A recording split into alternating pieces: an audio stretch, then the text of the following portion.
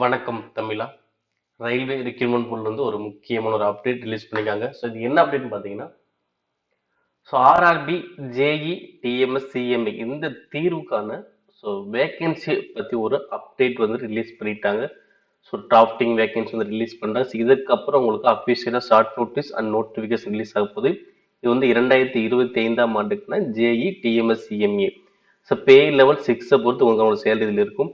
இதுல மொத்தம் எவ்வளவு வேகன்சி இருக்கு பார்த்தீங்கன்னா கிட்டத்தட்ட 2570 வேகன்சி இருக்கு. கிட்டத்தட்ட 35 கேட்டகரிஸ் இருக்கு ஜூனியர் இன்ஜினியர்ஸ்ல. ஓகே, இப்போ இது இல்லாம டிஎம்எஸ் இருக்கு, சிஎம்இ இருக்கு. இது எல்லாமே பார்த்தீங்கன்னா ஒரே இந்த நோட்டிபிகேஷன் கீழே வரப்போகுது. இப்போ junior engineer, electrical, design, drawing, estimation இந்த மாதிரி ஒவ்வொரு டிபார்ட்மெண்ட்ஸும் உங்களுக்கு இருக்கும். ஸோ ஒவ்வொரு டிபார்ட்மெண்ட்ஸும் எவ்வளவு வேகன்சி அப்ரூவ் பண்ணியிருக்காங்க அப்படின்னு விஷயத்தை இங்க டிராஃப்டிங் வேகன்சி மூலம் நம்மளுக்கு அனௌன்ஸ் பண்ணியிருக்காங்க. ஸோ ஓகே, கிட்டத்தட்ட 35 கேட்டகரி கிட்டே இருக்கும். மொத்த வேகன்சி பார்த்தீங்க அப்படின்னா 2570 வேகன்சி. ஓகேங்களா, சில டிஎம்எஸ் மட்டும் 195 வேகன்சி இருக்கும். இது வந்து ஒவ்வொரு போஸ்ட் வைஸும் ஒவ்வொரு அந்த டிபார்ட்மெண்ட் இதை வச்சு வேகன்சி கொடுத்துருக்காங்க. இது இல்லாம ஒவ்வொரு ஜோன் வைஸுமே வேகன்சி வந்து அனௌன்ஸ் பண்ணியிருக்காங்க. ஓகேங்களா, இப்ப இதுதான் வேகன்சி டீட்டெயில்ஸ். ஓகேங்களா, இதுல வந்து பாத்தீங்கன்னா ஒவ்வொரு ஜோன் வைஸும் ஒவ்வொரு ரீஜன் வைஸும் பாத்தீங்கன்னா அந்த வேகன்சி ஒவ்வொரு அந்த போஸ்ட் வச்சிருப்பாங்க. ஸோ டிபார்ட்மெண்ட், சப் டிபார்ட்மெண்ட்ஸ், அது இல்லாமல் உங்களுக்கு அவங்களுடைய ரீஜன், அதாவது எந்த ஜோன் இருக்கோ அவங்களுடைய ஜோன் வைஸ் வேகன்சி அனௌன்ஸ் பண்ணியிருப்பாங்க. பாருங்க, 2570 இருக்கு. ஸோ நம்மளோட சதன் டிரைவில் பார்த்தீங்கன்னா கிட்டத்தட்ட 219 வேகன்சி கிட்ட உங்களுக்கு இருக்கும். சதன் டிரைவ்ல 219 வேகன்சி கிட்ட இருக்கு. ஸோ அப்போ ஜேஇ தேர்வு அப்படிங்கிறது பார்த்தீங்க அப்படின்னா உங்களுக்கு ஸோ சிபிடி 1 இருக்கும், சிபிடி 2 இருக்கும். ஸோ இதை வச்சு தான் அவங்க ஆள் இருக்காங்க.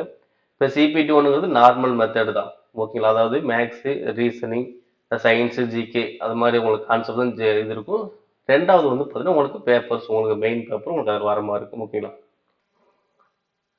இதில் ஏஜ்னு பார்த்தீங்கன்னா கிட்டத்தட்ட 18 to 33 வயசுக்குள்ள இருக்க மாதிரி இருக்கும். இதில் நீங்கள் டிப்ளமோ அல்லது இன்ஜினியரிங் முடிச்சவங்க இந்த ஜேஇ தேர்வுக்கு நீங்கள் அப்ளை பண்ண முடியும். ஸோ அதனால் இன்ஜினியரிங் முடிச்சாலும் கண்டிப்பாக நம்ம நீங்கள் அப்ளை பண்ணலாம். அதே மாதிரி டிப்ளமோ வந்து பார்த்தீங்கன்னா 3 years டிப்ளமோ அப்ளை பண்ண முடியும் அப்படின்னு சொல்லி அவங்க அப்ளை பண்ணியிருப்பாங்க.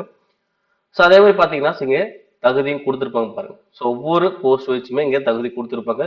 3 years டிப்ளமோ, அப்படி இல்லைன்னா பார்த்தீங்கன்னா இன்ஜினியரிங் முடிச்சாலும் நீங்கள் என்ன பண்ணலாம், அப்ளை பண்ணிக்க முடியும். அதில் எந்தெந்த department, so mechanical, electrical, electronics engineering, இல்லை combination of any sub stream. ஓகேவா, இந்த மாதிரி காம்பினேஷன் ஏதோ ஒன்று இருந்தால் கூட நீங்கள் என்ன பண்ணலாம், அப்ளை பண்ணி எழுத முடியும். ஓகே, இப்போ இந்த ரயில்வே தேர்வுக்கு நம்ம அப்ளை பண்ணக்கூடிய உங்களோட நண்பர்களுக்கு கண்டிப்பாக இந்த தகவலை ஷேர் பண்ணுங்க. ஏன்னா அடுத்து இந்த தீர்வுக்கான official notification short notice announce பண்ணிட்டு வருவாங்க. மேலும் இது போன்ற ரயில்வே தொடர்பான அப்டேட்ஸ் நம்மளுடைய சேனல் சப்ஸ்கிரைப் பண்ணுங்க, ஷேர் பண்ணுங்க. நன்றி.